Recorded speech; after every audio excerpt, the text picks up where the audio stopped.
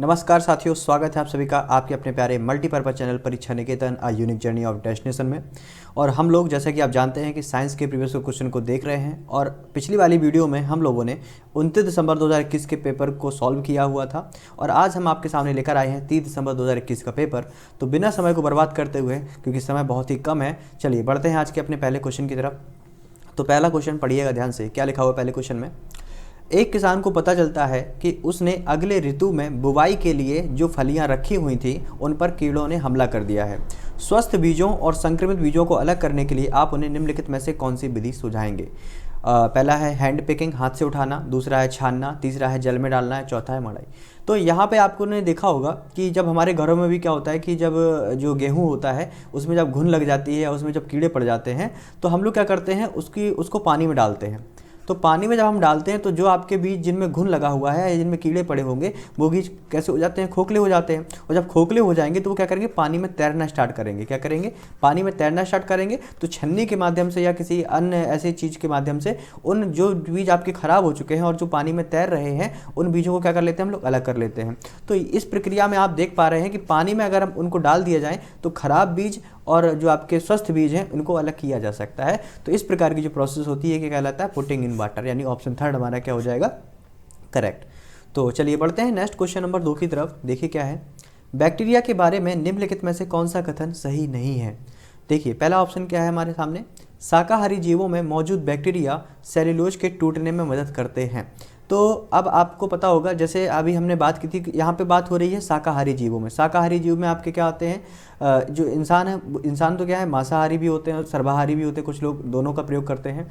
अब अगर यहीं पे बात करें, जैसे गाय और भैंस की बात करें, तो गाय और भैंस में जो रेम्यूनेशन की प्रोसेस होती है, रेम्यूनेशन प्रोसेस मतलब ये क्या करते हैं, पहले क्या करेंगे, चारा को निगल लेंगे और निगलने के बाद उसके बाद फिर वापस से उसको क्या करेंगे, चबाने का काम करते हैं बाद में। तो जब ये खाना आपका उनकी प्राथमिक आहार नाल में चला जाता है, प्राथमिक आमाशय में चला जाता है, तो वहाँ पे एक बैक्टीरिया होता है जो बैक्टीरिया क्या करता है, सेल्यूलोज को डाइजेस्ट करने में मदद करता है। क्योंकि जितनी भी आपकी जो घास वगैरह पाई जाती है इसमें सेल्यूलोज ही पाया जाता है और सेल्यूलोज का डाइजेशन जो ह्यूमन बॉडी है वो नहीं कर सकती है, इसीलिए इंसान लोग घास नहीं खाते हैं। और जो आपके जो शाकाहारी जीव होते हैं, जैसे गाय हो गया, भैंस हो गया, इनमें एक बैक्टीरिया पाया जाता है और उससे सेल्यूलेज नामक हार्मोन का स्रावन होता है और जिससे सेल्यूलोज आपका क्या होता है, आसानी से डाइजेस्ट हो जाता है। ठीक है, तो ये स्टेटमेंट तो पहला वाला सही हो गया। दूसरा पढ़ेंगे, जीवाणुओं का उपयोग एंटीबायोटिक दवाओं की तैयारी में किया जाता है। बिल्कुल सही है, बहुत सारी ऐसी एंटीबायोटिक्स दवाएं बनाई जाती हैं। देखो जैसे यहाँ पे नाम से ही बात कर रहे हैं, एंटीबायोटिक्स, और एंटीबायोटिक दवाएं होती हैं बैक्टीरिया के विरोध में ही काम करती हैं। तो बहुत सारे बैक्टीरिया का प्रयोग भी किया जाता है इनमें, इनको बनाने के लिए। तो ये स्टेटमेंट भी आपका सही है। अगला क्या है, ब्रेड और केक बनाने में बैक्टीरिया का उपयोग किया जाता है। नहीं, इसमें उपयोग किया जाता है ईस्ट का, या खमीर इसी को कहा जाता है, इसका प्रयोग किया जाता है।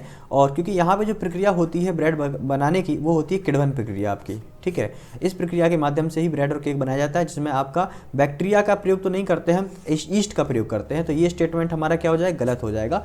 और क्वेश्चन में ये पूछा कि कौन सा स्टेटमेंट सही नहीं है, तो ऑप्शन थर्ड हमारा करेक्ट हो जाएगा। चौथा भी पढ़ लेते हैं, बायोगैस संयंत्र में जीवाणु कार्बनिक पदार्थों को छोड़ते हैं। बिल्कुल सही बात है, बहुत सारे ऐसे कार्बनिक कंपाउंड बनते हैं बायोगैस, जिसमें मीथेन, ईथेन गैस वगैरह का निर्माण होता है। तो ये भी आपका सही हो जाएगा।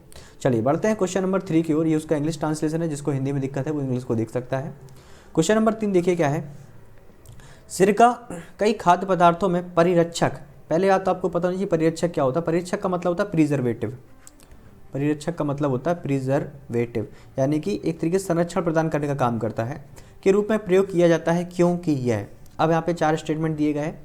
पर्यावरण के साथ वायु संपर्क में कटौती करता है ताकि बैक्टीरिया भोजन में प्रवेश नहीं कर सके। तो अरे इसमें एसिडिक नेचर पाया जाता है, लेकिन एसिडिक नेचर पाए जाने के कारण से इससे एयर का कांटेक्ट होने का कोई भी लेना देना नहीं है, यानी पहला स्टेटमेंट तो गलत हो गया। दूसरा पढ़ेंगे, अम्लीय वातावरण प्रदान करता है ताकि जीवाणु जीवित नहीं रह सके। हाँ ये सही है, आपने देखा होगा घरों में जो हमारे अचार वगैरह होते हैं वो अचार खराब ना हो, इसीलिए उसमें किसका प्रयोग किया जाता है, सिरका का प्रयोग किया जाता है। सिरका क्या करता है, उन अचारों को एक एसिडिक नेचर प्रोवाइड कराता है, जिसके अंदर उससे बैक्टीरिया जिंदा नहीं रह पाते, और जब बैक्टीरिया जिंदा नहीं रह पाएंगे तो आपका जो अचार वगैरह होता है ये खराब भी नहीं होगा, इसलिए एक अच्छा परिरक्षक के रूप में माना जाता है। तो ऑप्शन बी हमारा क्या हो जाएगा, करेक्ट हो जाएगा। बढ़ते हैं क्वेश्चन नंबर 4 की तरफ। क्या है क्वेश्चन नंबर 4, यहाँ पे लिखा हुआ है, निम्नलिखित में से स्थिति में आग बुझाने के लिए जल का उपयोग नहीं किया जाता है। जैसे आप समझते हैं कि जो आग है वो कई प्रकार से लग सकती है, और जब आग कई प्रकार से लग सकती है तो आप अगर ये सोच रहे हैं कि केवल पानी के माध्यम से आग को बुझाया जा पाएगा, ये बात बिल्कुल गलत है। क्योंकि जब आग कई प्रकार से लगती है तो वहाँ पर आग को हम एक ही प्रकार से यानी पानी के माध्यम से नहीं बुझा सकते हैं। जैसे मान लो घर में इलेक्ट्रिसिटी कारण से क्या हो रहा है, आग लगी हुई है, ठीक है, कोई आपका शॉर्ट सर्किट हो गया। अब अगर आप इसमें पानी डालेंगे, जैसे कि आप जानते हैं कि पानी क्या है, एक गुड कंडक्टर है आपका, और जब जैसे ही आप इलेक्ट्रिसिटी पे पानी डालेंगे तो डेफिनेटली पूरे में करंट फैल जाएगा कि नहीं फैल जाएगा। तो यानी कि जो बिजली की आग है इसको पानी तो नहीं बुझा सकते। तो इसी प्रकार से हमको ये पढ़ना है कि किस स्थिति में आग बुझाने के लिए जल का प्रयोग नहीं करना है, ठीक है। आगे देखेंगे, लकड़ी का जलना, लकड़ी जलती है तो पानी का प्रयोग बिल्कुल कर सकते हैं। डीजल का जलना, कागज़ का जलना, या विद्युत उपकरण या शॉर्ट सर्किट। अभी मैंने बताया कि इलेक्ट्रिसिटी के अप्लायंसेज में अगर कोई शॉर्ट सर्किट होता है वहाँ पे पानी का प्रयोग नहीं करेंगे, यानी इसमें नहीं करेंगे। और कागज़ को जलाने में पानी का प्रयोग बिल्कुल कर सकते हैं। डीजल का जलाना है, हाँ अब इसको समझ लीजिए, जो आपके डीजल हो गया, पेट्रोल हो गया, या फिर कोई आपका तेल हो गया, कोई भी ऑयल हो गया। अब क्या होता है, अगर इनकी कभी आपने देखा होगा जब आप पानी को इनके साथ मिलाएंगे तो क्या होता है कि जो पानी होता है आपका वो क्या चला जाता है, नीचे चला जाता है, और जो आपके डीजल पेट्रोल जो ऑयल होते हैं ये पानी के क्या होते हैं, ऊपर तैरने लगते हैं। क्योंकि इनकी जो डेंसिटी है, इनका जो घनत्व है वो पानी के घनत्व से क्या होता है, कम होता है, और पानी का घनत्व इनसे ज़्यादा होता है। इसीलिए पानी और तेल के मिश्रण में आपका पानी नीचे चला जाता है और आपका जो तेल है वो कहाँ रहता है, ऊपर रहता है। तो अब अगर आपने क्या किया, जैसे डीजल में आग लगी या पेट्रोल में आग लगी, आप अगर इसमें पानी डालेंगे तो पानी कहाँ चला जाएगा, नीचे चला जाएगा, और डीजल फिर से ऊपर आ जाएगा। तो यहाँ पर तो आग नहीं बुझेगी। तो डीजल का जलना और विद्युत उपकरण के शॉर्ट सर्किट, बी और डी ऑप्शन ये हमारा करेक्ट हो जाएगा। इनमें हम पानी का प्रयोग नहीं कर सकते। लेकिन फिर भी अगर क्वेश्चन मान लो ऐसा आ जाए कि इनको कैसे बुझाया जाएगा, तो इनको बुझाने के लिए एक आता है फोम। जो ऑयल में अगर आग लगी हुई है तो आपका जो फोम आता है, झाग वाला जो आपका फायर एक्सटिंग्विशर आता है, उसका प्रयोग कर सकते हैं आप इसकी आग बुझाने के लिए, ठीक है दोस्तों। बढ़ते हैं क्वेश्चन नंबर 5 की तरफ। देखें क्वेश्चन नंबर 5 क्या है हमारा। यहाँ पर आपके सामने ईंधन, 4 ईंधन के गुण बताए गए हैं, और यहाँ पे लिखा है कि एक जो आपका फ्यूल नंबर ए है, इसका जो आपका कैलोरीफिक वैल्यू यानी ऊष्मीय मान 17 जूल प्रति किलोग्राम है। किस अवस्था में है, ठोस अवस्था में है, और इसका जो इग्निशन टेम्परेचर है वो आपका क्या है, हाई है, ठीक है, मतलब ज़्यादा टेम्परेचर पर ही क्या करेगा, ये जलना स्टार्ट करेगा, ठीक है। और जो आपका ऊष्मीय मान अगला बी वाले का 45 है, द्रव, माध्यम 100। इसी प्रकार से सी और डी, इनके भी आपको 4 इस प्रकार की ऊष्मीय मान दिए गए हैं, अवस्थाएं दी गई हैं, और उनका क्या दिया गया है, इग्निशन टेम्परेचर, प्रज्वलन ताप दिया गया है। तो अब आपको बताना है कि घरेलू उद्देश्य के ईंधन के लिए निम्नलिखित में से कौन सा सबसे अच्छा विकल्प है। तो इससे क्वेश्चन आपका पहले भी आया हुआ था, क्योंकि जैसे अगर आप बात कर रहे हैं एक अच्छे ईंधन की, तो घरेलू जो ईंधन जो सबसे अच्छा माना जाता है, पहली बात तो उसमें पहली कंडीशन क्या हो, जो ईजिली अवेलेबल हो, यानी कि उसकी जो उपलब्धता है वो कैसा हो, आसानी से उपलब्ध हो, आसानी से उपलब्ध हो। साथ ही साथ में सस्ता भी हो, क्योंकि ये क्या डेली लाइफ के लिए हमें प्रयोग करना है, तो अफोर्डेबल भी तो होना चाहिए। और मध्यम दर से जलता हो, ऐसा नहीं है बहुत तेज जल रहा कि पता चला लोहा भी पिघल गया, तवा आपने रखा गैस पे और वो भी पिघल गया, तो नहीं, इतना हाई टेम्परेचर भी नहीं चाहिए और इतना लो भी नहीं चाहिए कि रोटी भी नहीं सेकी जा रही है। तो यानी मध्यम बिल्कुल बीच का होना चाहिए। और साथ ही साथ में एक जो आपका ऊष्मा है वो सही मात्रा में प्रदान करे, है ना, ऊष्मा का प्रदान भी सही रूप से करना चाहिए। तो ये अगर हम बात करेंगे तो जैसे हमारे घरों में जो LPG सिलेंडर होते हैं उनका फुल फॉर्म होता है LPG यानी लिक्विड पेट्रोलियम गैस। तो वास्तविक रूप से वो पाए जाते हैं द्रव अवस्था में, ठीक है। जब वो एयर के कांटेक्ट में आते हैं तब गैस का फॉर्मेशन करते हैं, तो उनकी जो अवस्था होती है वो द्रव ही होती है, और उनका जो प्रज्वलन ताप है, इग्निशन टेम्परेचर है, वो मीडियम ही होता है। और अगर हम उनके कैलोरीफिक वैल्यू की बात करें, अब यहाँ पे देखो लिक्विड और मीडियम यही हमारे सही लग रहे हैं, तो ऑप्शन जो बी वाला फ्यूल है और डी वाला दोनों के ही सेम लग रही है अवस्था और प्रज्वलन ताप। लेकिन अगर हम बात करेंगे उनकी उसमें मान की, तो हमको उसमें मान भी सही चाहिए। अगर मान लो ये 20 जूल प्रति किलोग्राम की हमको एक कैलोरीफिक वैल्यू दे रहा है, तो कहीं ना कहीं ये कम है कंपैरिजन टू बी 45। तो यानी करेक्ट ऑप्शन यहाँ पे हमारा सही, जो अफोर्डेबल है, सस्ता भी है, इजीली अवेलेबल भी है, अगर इनकी अवस्थाओं को भी देखें तो, और इसकी कैलोरीफिक वैल्यू भी ज़्यादा है, तो ऑप्शन बी हमारा क्या हो जाएगा, करेक्ट हो जाएगा, ठीक है दोस्तों। बढ़िया क्वेश्चन है। बट नेक्स्ट क्वेश्चन नंबर 6 देखेंगे, निम्नलिखित में से कौन सा कथन सत्य नहीं है, ठीक है। पहला पढ़ेंगे क्या है, मृदा अपरदन मरुस्थलीकरण का कारण बनता है, यानी सॉइल इरोजन कॉजेज डिजर्टिफिकेशन। बिल्कुल सही बात है कि अगर आप जो आपका मृदा अपरदन हो रहा है, तो यानी मिट्टी का कटाव हो रहा है, तो डेफिनेटली वहाँ पे क्या होगा, डिजर्टिफिकेशन बनेगा, यानी ये स्टेटमेंट तो बिल्कुल सही है। निर्विनीकरण भूजल स्तर को कम करता है, यानी deforestation lowers the ground water level. अगर आप पेड़ पौधों को काट देंगे तो डेफिनेटली क्या होगा कि जो आपका ग्राउंड वाटर है उसमें आपकी कमी आएगी, यानी ये स्टेटमेंट भी सही है। अतिचारण वनों की कटाई को का कारण होता, क्या लिखा है, वनों की कटाई का कारण बनता है, यानी ओवर ग्राजिंग कॉजेज डिफॉरेस्टेशन। बिल्कुल सही बात है, अगर आप ओवर ग्राजिंग करेंगे तो जो आपकी मिट्टी है कहीं ना कहीं उससे भी क्या होगा, मिट्टी आपकी उखड़ेगी और जो पेड़ों की जड़ें हैं वो भी बाहर निकलेंगी, तो ये भी कटाई का कारण बनता है। क्योंकि आप ऐसे समझ सकते हैं कि आप वनों को काट करके अपने जो जीव जंतु हैं उनको चराते हैं। बहुत सारे गाँव में आप चले जाइएगा, जंगलों के आसपास जो एरिया होते हैं वहाँ पर, तो ये स्टेटमेंट भी सही है। अगला लास्ट स्टेटमेंट पढ़ेंगे, जैव विविधता के नुकसान से निर्वनीकरण होता है, यानी loss of biodiversity cause deforestation. देखो, अगर बायोडाइवर्सिटी का मतलब अलग अलग जो जीव पाए जाते हैं, तो अगर बायोडाइवर्सिटी पाई जाएगी तो डिफॉरेस्टेशन कैसे हो सकता है, ये गलत है। क्योंकि जितनी ज़्यादा जैव विविधता होगी उतना ज़्यादा आपके जंगल, देखो जितने ज़्यादा जंगल होंगे, जब जंगल ज़्यादा होंगे, पेड़ पौधे ज़्यादा होंगे, तो वहाँ पे रहने वाले जीव हैं उनकी संख्या भी ज़्यादा होगी, और जब रहने वाले जीवों की संख्या ज़्यादा होगी तो बायोडाइवर्सिटी भी ज़्यादा होगी। तो बायोडाइवर्सिटी के कम होने से डिफॉरेस्टेशन होता है, ये गलत बात है। तो ऑप्शन डी हमारा क्या हो जाएगा, करेक्ट हो जाएगा। नेक्स्ट क्वेश्चन नंबर 7 आपके सामने है, देखिएगा क्या है, निम्नलिखित में से कौन सा कथन सत्य है। पहला स्टेटमेंट लिखा हुआ है, संकटापन्न प्रजातियों पर विलुप्त होने का खतरा, यानी endangered species are in the danger of extinction. सीधी सही बात है ये कि अगर जो प्रजातियां संकटग्रस्त हैं तो उनके ऊपर यही खतरा मंडरा रहा है कि कहीं ना ये विलुप्त ना हो जाए। तो पहला स्टेटमेंट तो सही हो गया हमारा।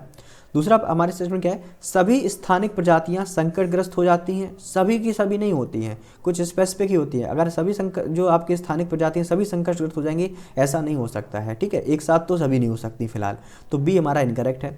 उस क्षेत्र में नई प्रजातियों के आने से स्थानिक प्रजातियां विलुप्त होने के खतरे में आ सकती हैं। देखो यहाँ पे हो जाती हैं ये नहीं कहा है, आ सकती हैं। अगर जैसे कहने का मतलब है कोई गांव है, उस गांव में भेड़ बकरियां ज़्यादा पाई जाती हैं, मान लीजिए, एक एग्जाम्पल के रूप समझाने का प्रयत्न कर रहा हूँ मैं, और अगर वहाँ पे मान लो शेरों का एक झुंड आ गया, बहुत सारे शेर आ गए आपके, जंगली जानवर आ गए जो मांसाहारी हैं, तो आप ये बताइए कि वहाँ की जो स्थानीय प्रजातियाँ हैं जैसे भेड़ बकरियाँ हैं, तो उनके विलुप्त होने की संभावना होगी कि नहीं होगी, बिल्कुल होगी। तो उस क्षेत्र में अगर नई प्रजातियों के आने से जो स्थानिक प्रजातियाँ हैं उनका खतरा बढ़ जाता है, तो ये भी स्टेटमेंट सही है। अगला पढ़ेंगे, हॉटस्पॉट में कई स्थानिक प्रजातियाँ होती हैं।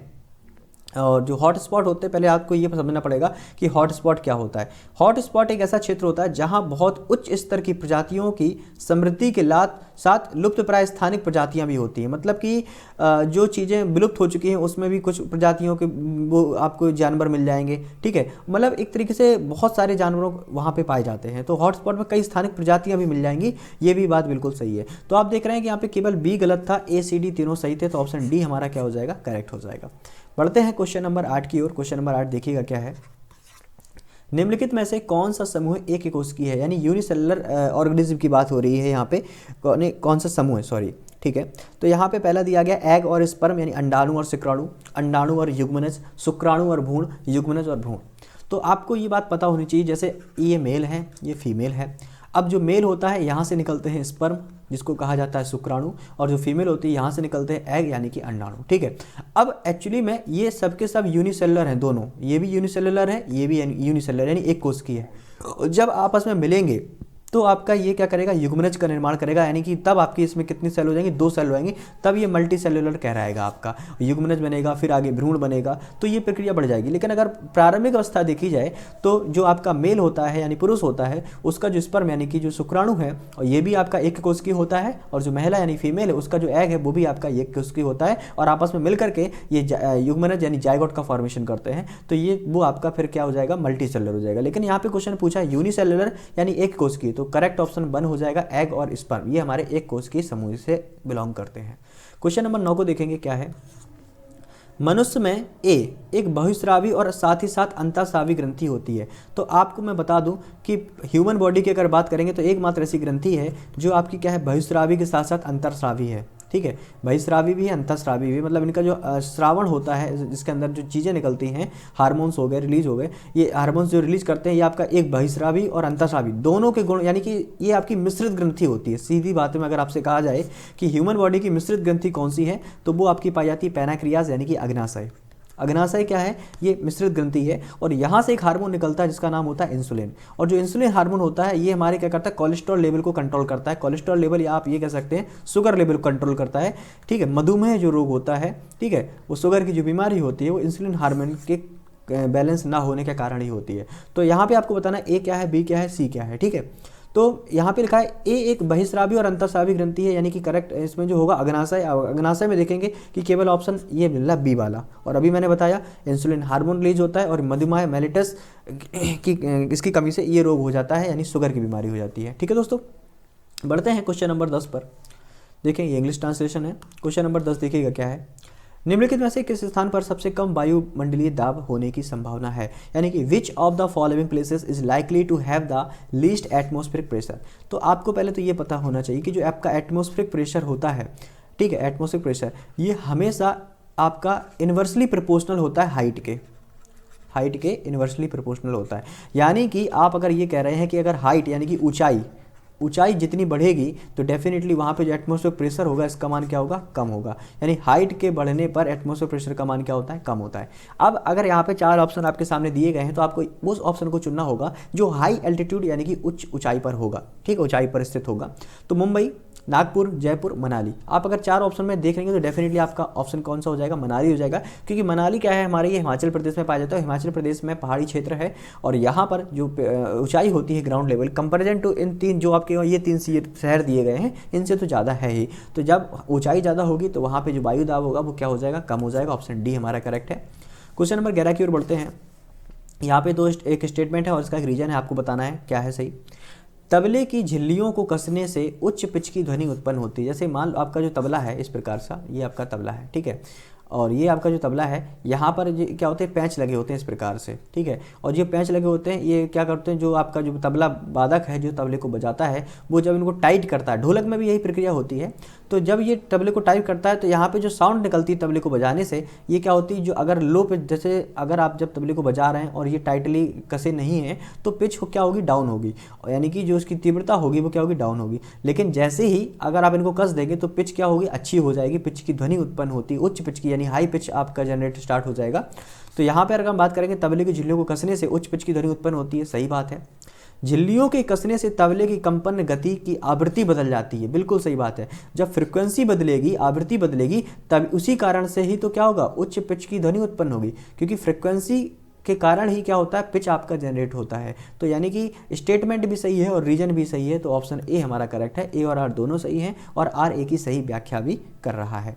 चलिए बढ़ते हैं क्वेश्चन नंबर 12 पर। 2 अनावेशित वस्तुएं, अनावेशित मतलब इन पर कोई भी चार्ज नहीं है, ठीक है, यानी कि ना ही आपका पॉजिटिव चार्ज है ना ही आपका नेगेटिव चार्ज है। P और Q को एक दूसरे से रगड़ा जाता है तो निम्नलिखित में से कौन सा कथन सत्य होगा।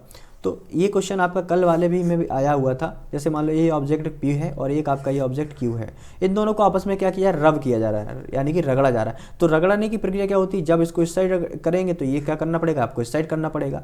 तो यहाँ पर जब 2 आपकी जो जिन पर कोई भी प्रकार का आवेश नहीं है तो वहाँ पर जब इनको आपस में रगड़ा जाएगा तो क्या होगा कि विपरीत आवेश उत्पन्न होगा। यानी कि अगर इनको रगड़ रहे हैं तो एक पर अगर पॉजिटिव आ रहा है दूसरे पे क्या आएगा, नेगेटिव आएगा। और यहाँ पर जो आवेश होगा वो कैसा होगा, समान होगा। जितना इस पर, क्योंकि अभी कोई आवेश नहीं है, लेकिन रगड़ने पर क्या होगा, एक चीज से ऊष्मा उत्पन्न होगी और दूसरे में क्या होगी, ट्रांसफर होगी। तो यानी कि समान मात्रा में एक पर आपके पॉजिटिव आपके आवेश आ जाएगा और समान मात्रा में दूसरे पर क्या आ जाएगा, नेगेटिव आवेश आ जाएगा। तो यहाँ पर आपका करेक्ट ऑप्शन क्या हो जाएगा, सेकंड वाला, कि P और Q समान और विपरीत आवेश क्या करेंगे, प्राप्त करेंगे। तो ऑप्शन बी हमारा सही है। क्वेश्चन नंबर 13 को देखेंगे क्या है।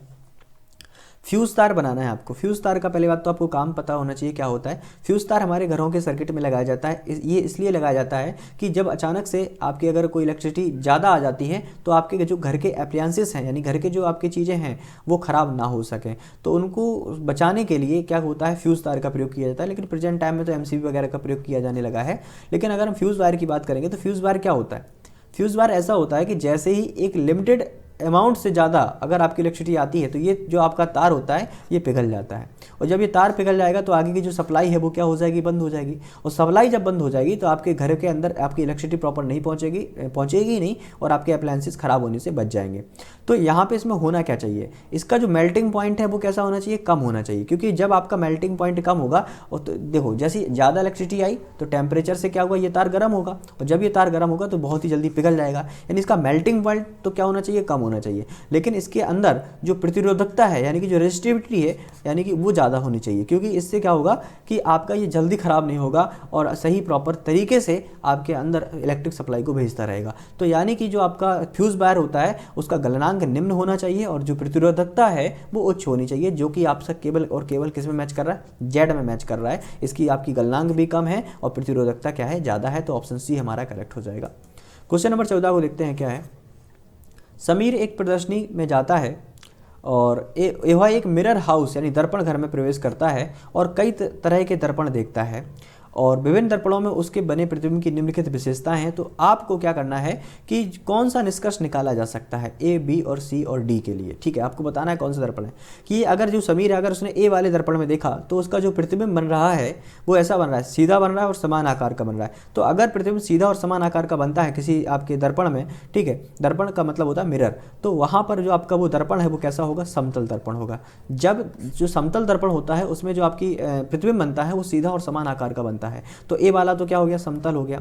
बी वाले को देखेंगे कि आपका जो प्रतिबिंब है अगर सीधा बन रहा है और वस्तु से क्या बन रहा है, छोटा बन रहा है, प्रतिबिंब सीधा है और वस्तु से छोटा है, तो ये होता है आपका उत्तल दर्पण। ठीक है, कॉन्वेक्स। ठीक है, तो वस्तु से छोटा और सीधा तो ये होगा उत्तल दर्पण, यानी बी क्या हो जाएगा, उत्तल हो जाएगा। सी वाले को देखेंगे कि अगर आपका प्रतिबिंब उल्टा बन रहा है और वस्तु से छोटा बन रहा है, उल्टा और वस्तु से छोटा, तो ये होगा आपका अवतल, तो यानी सी क्या हो जाएगा, अवतल हो जाएगा। और चौथे की अगर हम बात करेंगे, अगर हम दर्पण डी की बात करेंगे तो यहाँ पे जो इसकी विशेषता दी गई कि प्रतिबिंब आपका क्या है, उल्टा और बड़ा बनता है। तो आपको हम बता दें कि जो आपका अवतल दर्पण है, अवतल दर्पण में ये डिपेंड करता है कि वस्तु आपकी रखी कहाँ पर है। तो जो आपका अवतल दर्पण है यहाँ पर जो प्रतिबिंब बनेगा वो हमेशा उल्टा ही बनता है, लेकिन ये वस्तु से छोटा भी बन सकता है और वस्तु से बड़ा भी बन सकता है। तो सी और डी दोनों ही आपके अवतल दर्पण होंगे। तो इस आधार पर हम देख सकते हैं कि ऑप्शन हमारा जो 1 है वो क्या हो जाएगा, करेक्ट हो जाएगा। ठीक है, तो बढ़ते हैं नेक्स्ट क्वेश्चन नंबर 15 पर। देखिए क्वेश्चन नंबर 15 क्या है।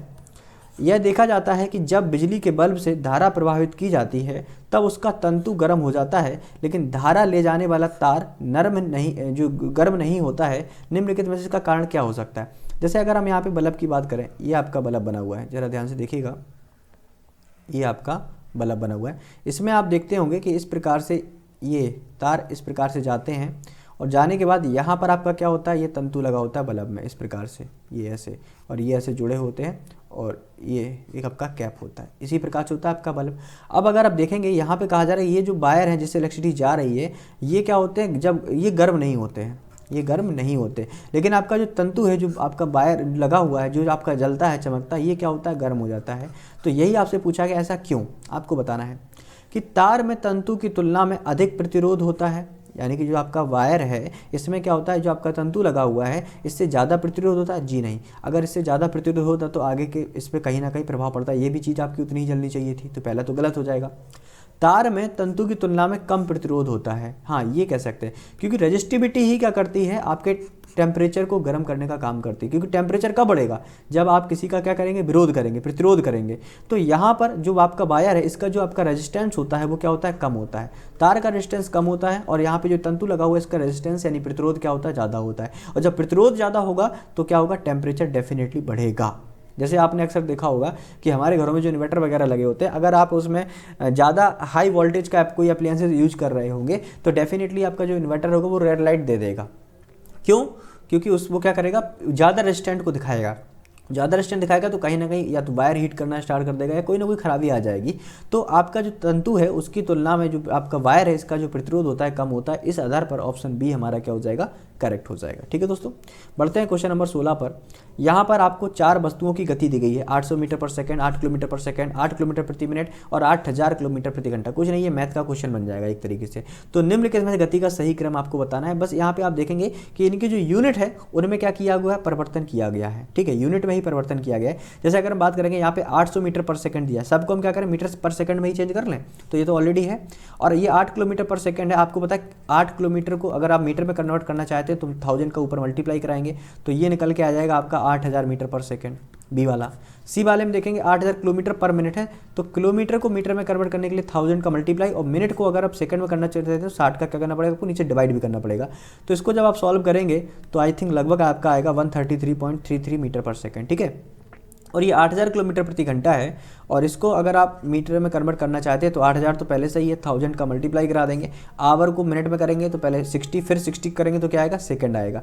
तो इसको जब आप सॉल्व करेंगे, तो मैंने ऑलरेडी सॉल्व करके रखा हुआ है, तो ये आपका निकल के आएगा इतना 2222.22 समथिंग आपका आएगा। तो अब आपको देखना है कि यहाँ पर पहला वाला 800 है, दूसरा वाला आपका दिया गया है कौन सा 133.33 है, ठीक है। और अगला फिर आपका दिया गया है ये, नहीं सॉरी, ये सी वाला ये था, बी वाला ये 8000 आया था, और सी वाला आपका 133 और डी वाला ये निकल के आया। तो इनका क्रम आपको बताना है।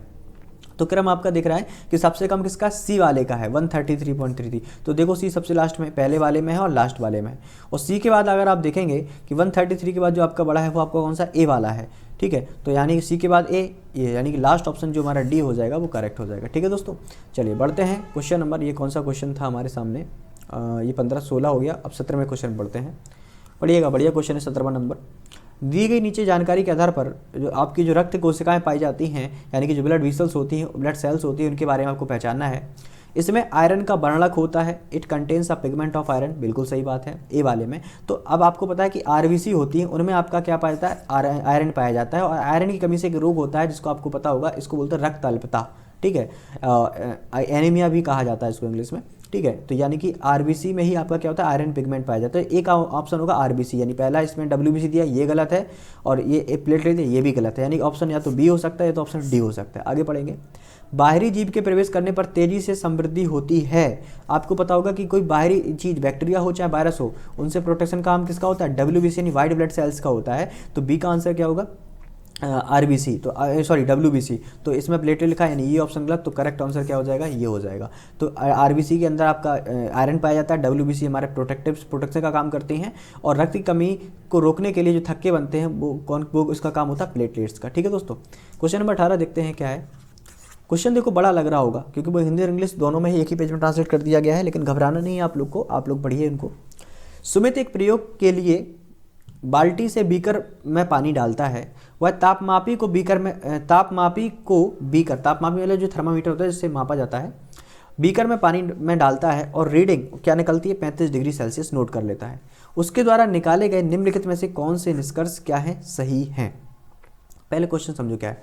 सुमित एक प्रयोग के लिए बाल्टी से बीकर में पानी लेता है, बाल्टी से बीकर में, या कोई मान लीजिए बीकर है आपका, ठीक है, और यहाँ पे उसने थर्मामीटर डाल दिया और इस पर वो नोट कर रहा है कि थर्मामीटर पर जो टेम्परेचर आ रहा है वो 35 डिग्री सेल्सियस निकल के आ रहा है। तो उसके द्वारा निम्नलिखित निष्कर्षों में से कौन सा सही है। पहला पढ़ेंगे, बीकर और बाल्टी में पानी का तापमान लगभग क्या होगा, समान होगा। यहाँ पे ये बाल्टी रखी हुई थी, कहने का मतलब ये है यहाँ पे जो पानी भरा हुआ है, ठीक है, उसने क्या किया, कुछ पानी क्या लिया, इस बीकर में लिया, उसी सेम पानी लिया।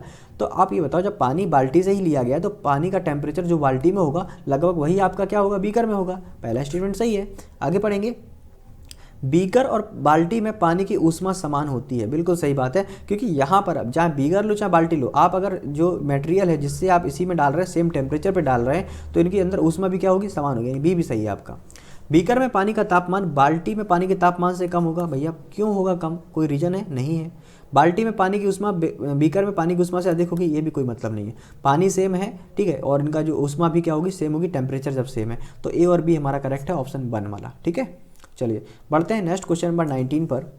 एलपीजी यानी लिक्विड पेट्रोलियम गैस को एक सिलेंडर में द्रव के रूप में संग्रहित किया जाता है। अभी इस पर हम लेकर के हम लोग क्वेश्चन डिस्कस कर चुके हैं। LPG stored in a liquid in a cylinder. अब आपको बताना है निम्नलिखित में से कौन सा सही है।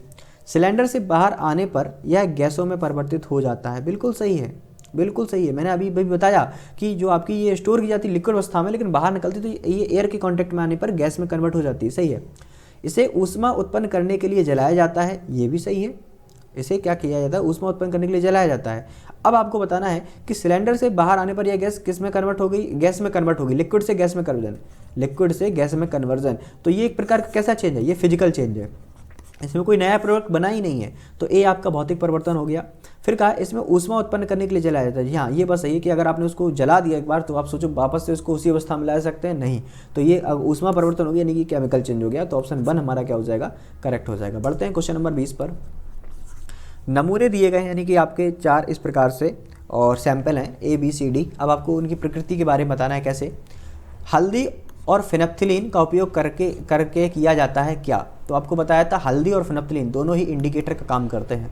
इंडिकेटर का मतलब होता है सूचक, और ये क्या करते हैं, एसिडिक नेचर को बताते हैं और बेसिक नेचर को बताते हैं कि कौन आपका जो प्रोडक्ट है वो अम्लीय है या आपका क्षारीय है। ठीक है, तो अब आपके सामने पहला स्टेटमेंट क्या लिया है, पहला नमूना, हल्दी मिलाने पर लाल भूरा हो जाता है। हल्दी मिलाने पर लाल भूरा हो जाता है, तो बताना है कि वो अम्ल है या क्षार है। ठीक है, अगला पढ़ेंगे, फिनोप्थिलीन मिलाने पर गुलाबी हो जाता है, बी वाला। और सी क्या है, हल्दी मिलाने पर पीला हो जाता है। और डी क्या है, फिनोप्थिलीन मिलाने पर रंगहीन हो जाता है। तो ए, बी, सी और डी की प्रकृति के बारे में क्या निष्कर्ष निकाला जा सकता है कि ये हैं क्या? अब आपको ये समझना पड़ेगा इनके संकेतकों के बारे में कि ये हैं क्या। तो आप पहले ये मेरी बात समझिए कि जो अगर बात करेंगे किसकी, पहला हल्दी मिलाने पर लाल भूरा रंग हो रहा है, तो आपको ये देखो यहाँ पे दोनों ही इंडिकेटर कौन है, हल्दी और फिनोप्थिलीन की ही बात चल रही है।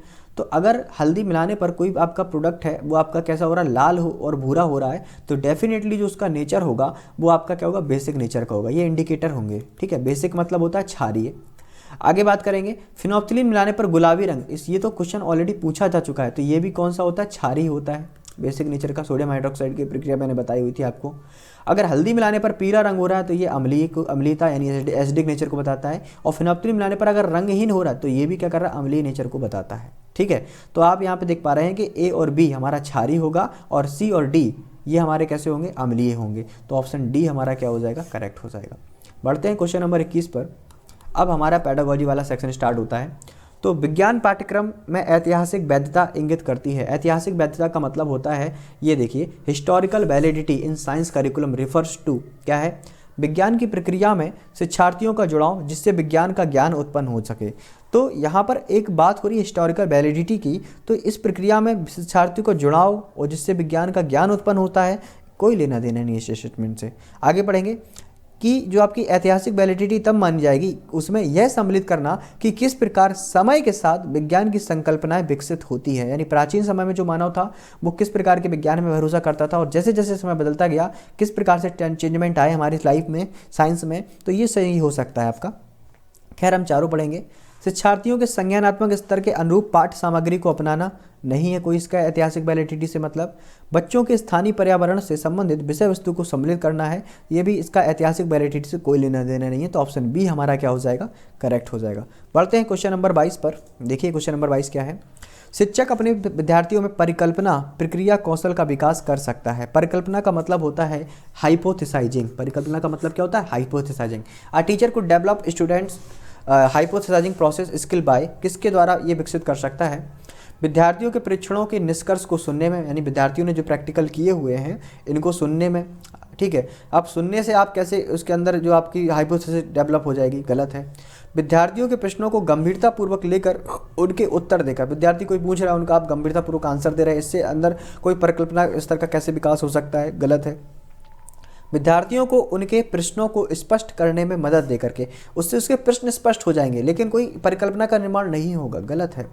प्रमाणों की रोशनी में, मतलब आपके पास अगर ऑथेंटिक वो हैं प्रूफ्स हैं, उनकी रोशनी में संभावित स्पष्टीकरणों की जांच के लिए विद्यार्थियों को अगर प्रोत्साहित करेंगे तो विद्यार्थी के अंदर क्या होगी, परिकल्पना का निर्माण होगा कि हाँ ऐसा करने से ऐसा होता है, वैसा करने से वैसा होता है। तो ऑप्शन डी हमारा क्या हो जाएगा, करेक्ट हो जाएगा। बढ़ते हैं क्वेश्चन नंबर 23 की ओर। देखिए क्या है, शिक्षक ने विद्यार्थियों को किसी छोटे प्राणी को उसके प्राकृतिक वास में अवलोकन कर उसके विषय में अपने प्रश्न और अपने समूह के साथियों से साझा करने के लिए कहा है। मतलब कि कोई छोटा प्राणी है उसके प्राकृतिक वास में, मतलब उसका नेचुरल हैबिटेट है, उसकी बात हो रही है।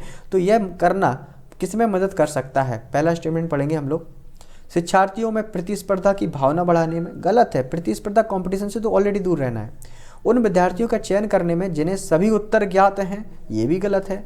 आगे देखेंगे, विद्यार्थियों को यह समझने में कि केवल वही नहीं है जिन्हें उत्तर ज्ञात है, क्योंकि इसका मतलब क्या है कि प्राकृतिक वास में अवलोकन कर उसके विषय में अपने प्रश्न अपने समूह के साथियों से साझा करने के लिए कहा है। अगर आप किसी से साझा करेंगे तो हो सकता है आपका साथी भी इसका आंसर दे दे, तो इससे ये पता चलेगा कि हाँ तुम अकेले नहीं हो जिसको ये आंसर पता था, यानी ये सही हो सकता है।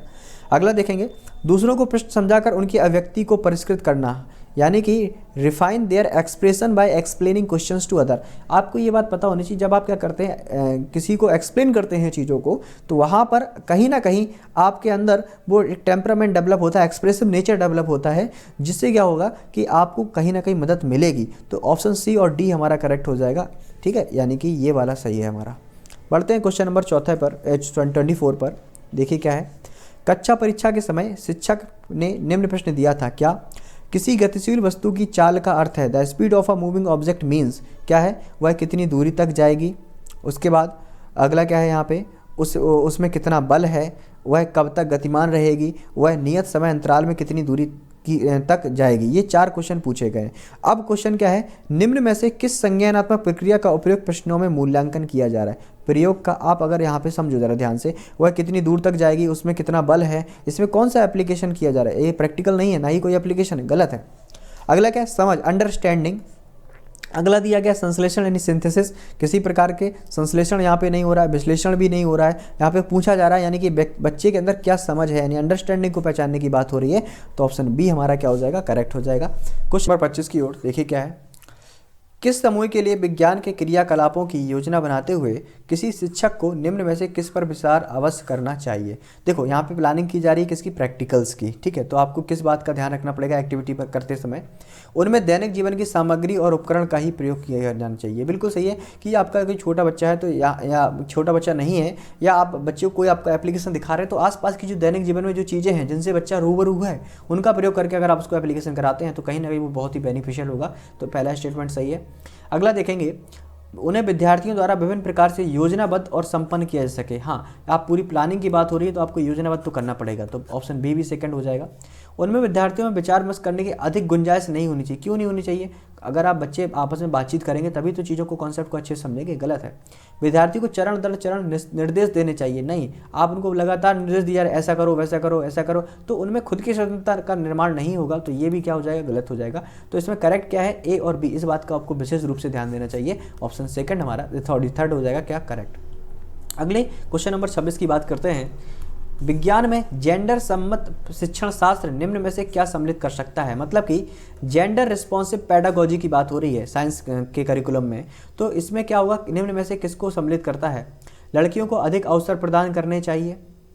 अगर आप लड़कियों को अधिक अवसर प्रदान करेंगे तो कहीं ना कहीं लड़के पीछे छूट जाएंगे, तो आप किसी एक जेंडर के प्रति नहीं जा सकते हैं, तो पहला तो गलत हो जाएगा। कक्षा में जेंडर संवेदनशील संसाधनों का उपयोग करके, using gender sensitive resources in class, तो ये आप बिल्कुल सम्मिलित कर सकते हैं, भी सही है।